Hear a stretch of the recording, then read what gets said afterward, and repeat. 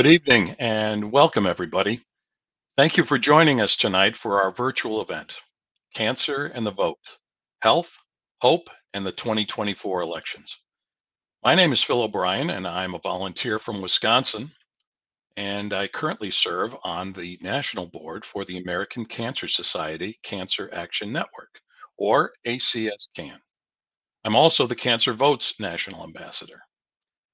As you may know, Cancer Votes is ACS-CAN's electoral program focused on educating candidates and the public about the actions lawmakers should take to make fighting cancer a top priority. One important note before we get started. Cancer is nonpartisan, and so is our Cancer Votes program. ACS-CAN does not endorse candidates or oppose any candidate. Our goal is to elevate cancer issues as election issues with the federal office candidates during this election cycle. With that, we have an exciting program lined up for you tonight. You'll hear from ACS-CAN President Lisa Lacasse, who will share how candidates, if elected, will help shape cancer policy for years to come. We'll hear from ACS-CAN volunteer Samantha Gonzalez Russell, who will share her cancer story and how she has engaged with her candidates through Cancer Votes. And also, we'll hear from Elizabeth Harrington, partner at Public Opinion Strategies, and Jeff Horwitz, partner at Hart Research, who will share key findings from our Cancer Votes poll that highlight how voters view cancer issues in this election season. And then before we wrap up, we'll answer a few questions that you have submitted and share a call to action. So let's get started. It's my pleasure to introduce our ACS-CAN president, Lisa Lacasse. Lisa? Hey, thanks, Phil. I'm so excited to be here tonight. So at ACS-CAN, we know fighting cancer is as much a public policy issue as it is a matter of scientific discovery.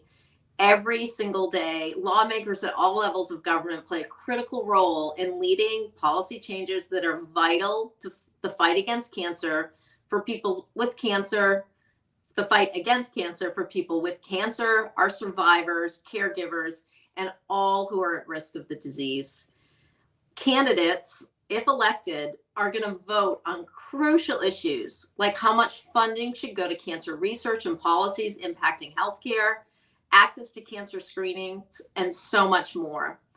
We know that elections have a direct impact on cancer policy. That's why ACS-CAN is working to get candidates on the record regarding our cancer priorities and to build relationships with candidates to extend into their legislative service through this critically important program called Cancer Votes. ACS-CAN's team and dedicated volunteers across the country have been asking candidates seeking federal office to sign our Cancer Promise. It's a pledge to support evidence-based public policy solutions to end cancer as we know it for everyone. To date, over 550 Cancer Votes volunteers across 47 states, DC, and Puerto Rico have sent emails, tagged candidates on social media, and met with candidates to ask for their commitment.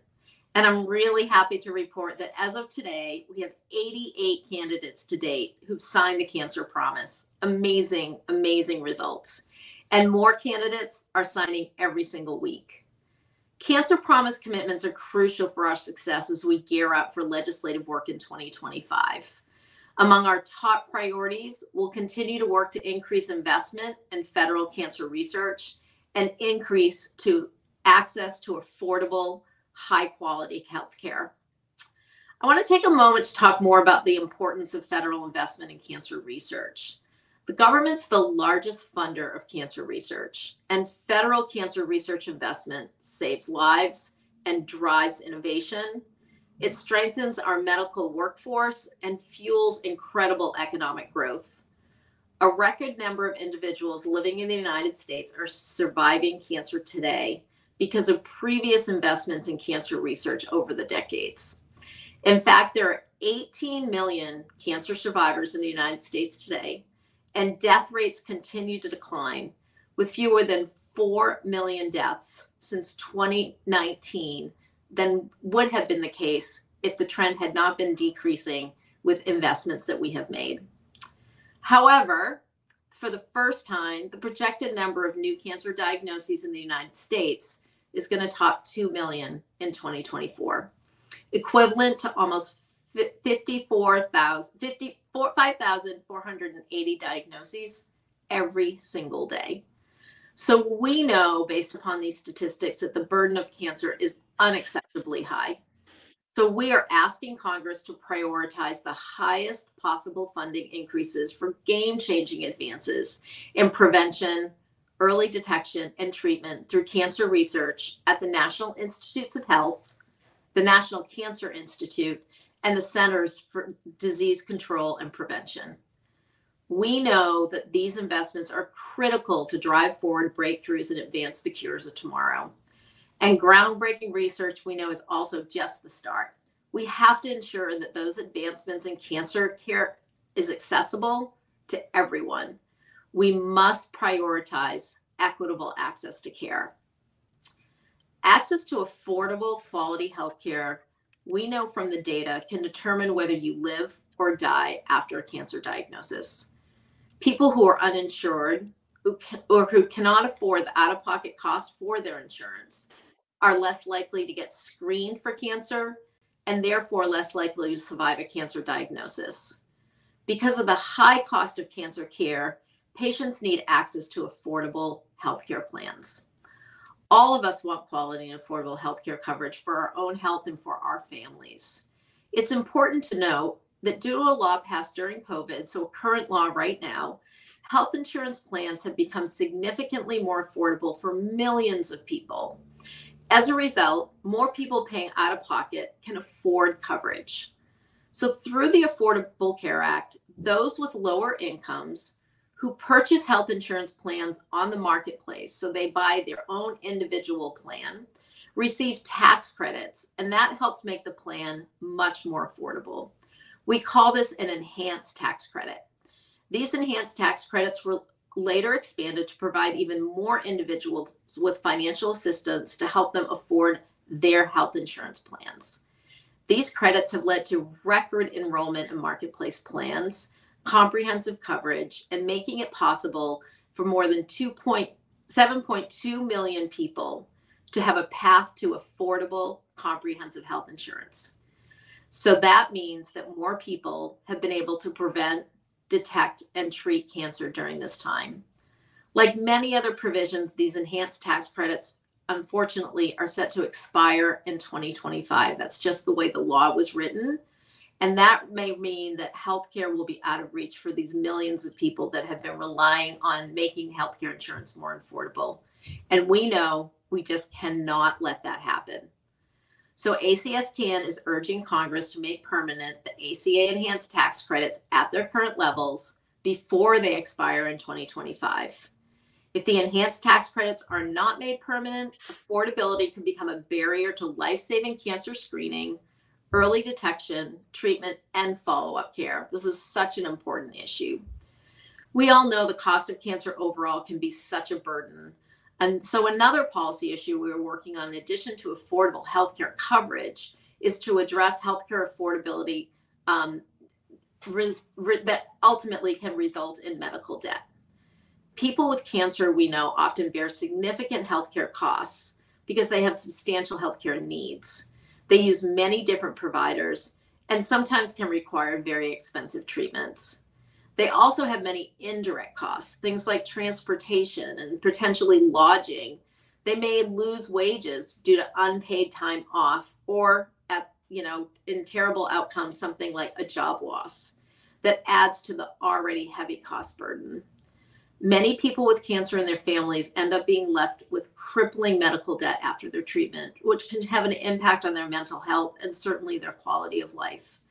Having medical debt also causes patients and survivors to delay or skip future care for fear of costs and adding to their debt. So ACS CAN is advocating for policies to prevent the occurrence of medical debt by improving and expanding provider financial assistance programs, ensuring patients can use discounts and assistance programs for things like prescription drugs, and resolving medical billing issues before they impact patients and reducing the impact of incurred medical debt on individuals and their families. Ending cancer as we know it for everyone is within reach when Congress prioritizes cancer research funding, improves access to affordable, high-quality health care, and eliminates medical debt. I'm here tonight because I want to encourage each of you to use your voice to elevate cancer issues during this election season. I'm going to now hand it back to Phil. Thanks, Lisa, and especially for the overview of the issues that are so important to cancer patients, families, survivors, and caregivers. And people will note the scroll at the bottom of the screen. We'll be talking about that in a little while. So we want you to remember it's less than 5 weeks to Election Day, and you need to make your plan on how and when to vote. So next on our program, I am happy to introduce Samantha Gonzalez-Russell. Samantha is a 3-time cervical cancer survivor who's been volunteering with ACS CAN and our Cancer Votes program in Nevada. Welcome, Samantha. Thank you, Phil, and thank you, ACS CAN, for allowing me to be a part of such an important discussion. My cancer journey began at just 27 years old. I was originally diagnosed with cervical cancer. I would get another diagnosis of recurrence 2-ish years later, and that experience forced me into unemployment because of my dedication to treatment. And as so many of us experience, many physical and emotional and mental burdens from having to deal with the care and the stress of the cancer experience, unfortunately. My journey continued after I would receive the news of a third diagnosis in 2020. And that forced me and my husband to travel out of state for medical care. And again, my experience really emphasized the importance of policy and how it impacts our community. So I am happy to say that I'm coming up on a 5-year remission anniversary. And through everything that I've learned, policy really matters. And we have a lot of power in our community because I'm here, and I know so many of us joining this evening are here because of our community. So I hope that we all remember that we have the power to get involved and make informed decisions this election season. Back to you, Phil. Thank you. Thank you. Thank you so much, Samantha, for your impactful story, your advocacy as a volunteer for ACS CAN, and your call to action for everyone who's viewing this program right now. Next, we're going to bring in Elizabeth Harrington, a partner at Public Opinion Strategies, and also Jeff Horwit, who is a partner at Hart Research. Elizabeth and Jeff partnered to conduct ACS CAN's Cancer Votes poll this summer, and they're here to share some of the key findings with you all. Elizabeth and Jeff, welcome. Thank you so much. I just want to say thank you to ACS CAN for including our 2 firms in this very important Cancer Votes campaign effort to make cancer issues voting issues. If you could pull up the slide deck presentation, and if you could go ahead and go to the next slide, I'll just walk through a little bit of what we did. As Phil mentioned, Public Opinion Strategies, my firm, Hart Research, Jeff's firm, conducted a national telephone survey of over 1,000 registered voters in July of 2024 on behalf of ACS CAN. And the margin of error, as you look through this data, is plus or minus 3.1% with a 95 confidence interval, which basically just means that within the margin of error, when you look at the data, is plus or minus 3 points. You can go ahead and turn to the next slide, and I'm going to turn this over to Jeff to walk through some of the issue topics that we explored in the poll. Thank you very much, and I just echo Elizabeth's appreciation, and really a privilege to conduct this research on behalf of ACS CAN. And I think the data here really dovetails nicely with Samantha's story and so many folks like her across the country, and sort of understanding how important this issue is to all Americans, and really the impact that cancer has, and the difference that we can make by working on this issue together. And just turning to this on the political side of this, on kind of understanding where the country is, this is really a cost of living election. And that's really where the country is. It's where the focus is. We asked folks, we asked voters, what are the most important issues for you? What you're concerned about? Inflation and cost of living is the top of the list, whether it's a first choice or combined first and second. And then you can see protecting democracy is below that. Affordable healthcare coverage by itself is lower. But what's really important here, and we'll talk more about this, is that in talking to elected officials or those running for office, and the conversations here, pretty quickly voters see healthcare as a cost of living issue. And so it's very important to link those together. It is not a hard conversation. It doesn't take much to get there. But really, that when we so much of healthcare affordability, again, Samantha's story is part of this, is that the impact of receiving quality healthcare, what it has, unfortunately, on people's ability to afford the care that they need, and what it has on their lives. And so linking those two, I think there's a pretty clear linkage, but it does need to be made. And that's an important part of the conversation here. Turn to the next slide, please. And so here it really does I think the slide here really does link affordable healthcare to cost of living pretty directly. So we drill down on healthcare and what voters are concerned about here on specific aspects of healthcare, and what their needs are. And you can see that the top the top two items here have to do with cost and affordability, out-of-pocket healthcare insurance, such as copays and deductibles, and the cost of monthly health insurance premiums. And then below that is the cost of prescription medicines. That's on the fourth item here. And so those are all double digits and really impactful. And also, as Lisa mentioned, sort of the surprise medical bills, that's also there as well. But you can see that this cost is pervasive, and when we talk about healthcare, that is a core component of the concerns that voters have, and the linkage here is pretty clear. And on to the next slide, please.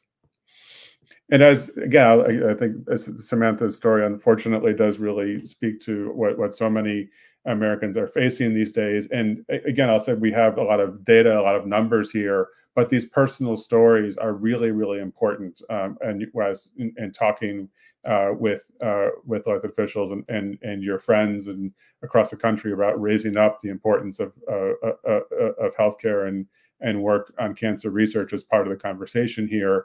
But the point here is that like Samantha, so many Americans have experienced medical debt. On the left-hand side, we're asking to immediate family member, or you currently have any medical debt or have had it in the past?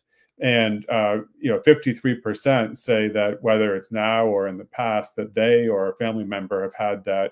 And then on the right-hand side, we're asking respondents just in their community, what is the experience? What do they believe the experience is of other people that have experienced medical debt? And it's almost universally that voters are saying that yes, someone that at least or a few people have experienced medical debt. So there's an understanding that this is an issue that unfortunately touches so many Americans, and again really reinforces the point that this healthcare is a cost of living issue. With that, let me turn it over to Elizabeth in the next slide. Thank you. And this slide dovetails on that most important healthcare issue question that Jeff noted. We asked two different questions here, specifically about what people say their communities are experiencing. And we have majorities of voters saying that access to medical care and access to affordable healthcare coverage are problems within their community, whether that be major problems or minor problems. You have 63% saying access to medical care is a problem in their community, and 76% saying access to affordable healthcare coverage is a problem in their community, in their state. You can go ahead and turn to the next slide. So what are the ways, and Lisa talked about this at the top of the at the top of the presentation, what are the ways that elected officials can prioritize improving our healthcare system? And these three issue areas are seen as being a high or very high priority for ways to improve our healthcare at the state level, whether that's making sure all health insurance plans cover medical tests, screenings, preventative care, treatments that are recommended by the patient's doctor, ensuring all residents have access to affordable, comprehensive healthcare coverage, and lowering the cost, excuse me, of what residents pay monthly for out-of-pocket health insurance premiums, copays, and deductibles. All three of those issue areas cover the most important healthcare issues that voters cited on the earlier slide from Jeff. You can go ahead and turn to the next slide. And then the one thing, this is what Lisa highlighted at the beginning.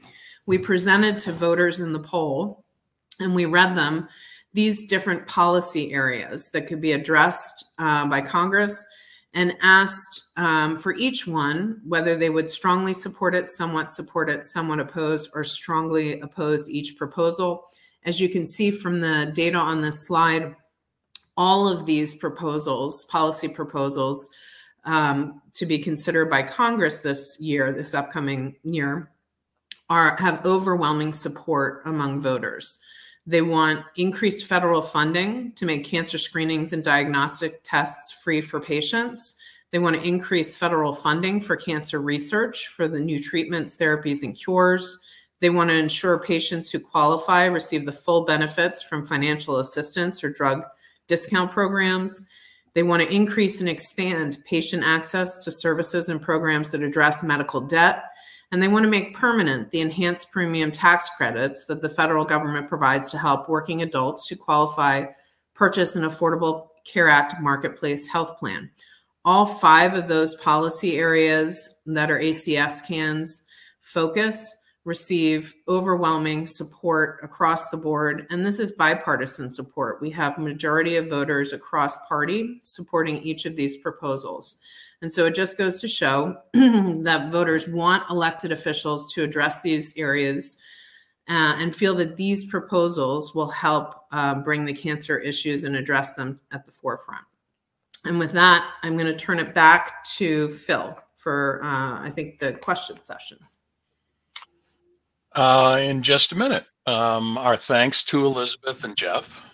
You know, the data your firms compiled serve as a stark reminder of how important access to equitable and affordable health care is to voters across the whole political spectrum.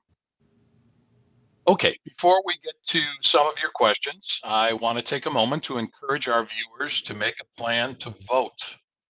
Election day is just a little over 4 weeks away, and voter registration deadlines are approaching in many states starting this week.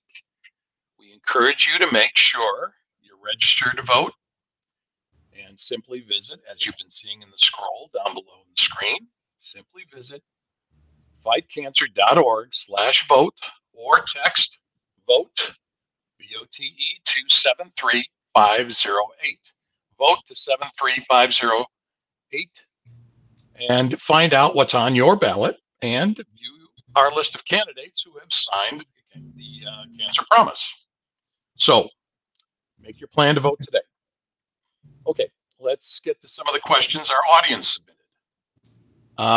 Robert from Colorado asks, my concern is affordable health care and treatment plans for everyone, in addition to screenings for all. How do our current lawmakers and those running for office plan to address this effectively?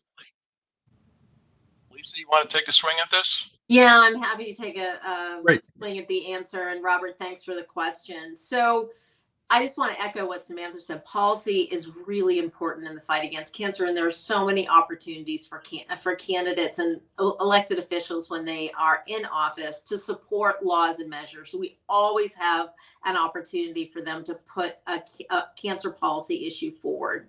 So one of the areas that you asked about, there are a lot of laws and measures every single year at the state level and at the federal level that give their constituents access to low and no cost screening. Through the Cancer Promise, this is the pledge that we've asked people to sign.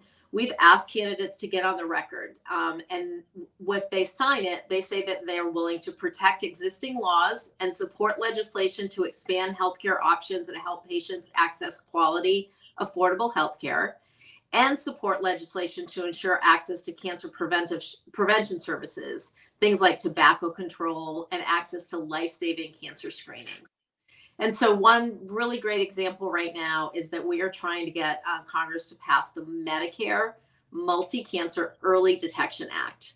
This law would make it possible for more people to access life-saving detection and screenings. So ACS-CAN is urging Congress to pass this legislation to ensure those on Medicare have a pathway to advancement in early detection.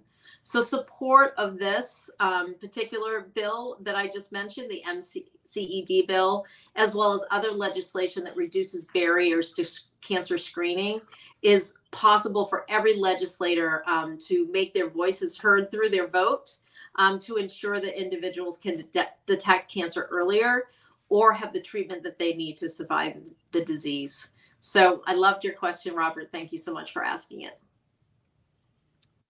Thanks, Lisa. Next question. Michelle from New Hampshire. She asks, ACS-CAN has advocated for research, cures, and other issues for years. Is there anything different this election cycle that we should know? Are candidates more or less receptive in general? I'm happy to answer this one. As the Cancer Votes National Ambassador, I've had the great opportunity to engage with candidates and Cancer Votes volunteers across the country. And I think something that's different this election cycle is that we are seeing more and more candidate engagement with our Cancer Votes work. Candidates are responding to our Cancer Votes volunteers. They're signing our Cancer Promise and sharing how they have been impacted by cancer. Lisa mentioned earlier, we have 88 candidates who have signed the Cancer Promise. And in addition, we've met with 29 campaigns in highly competitive races across the United States. We've held 11 candidate coffee chats, and 3 more are still scheduled for this month, and several invites are pending.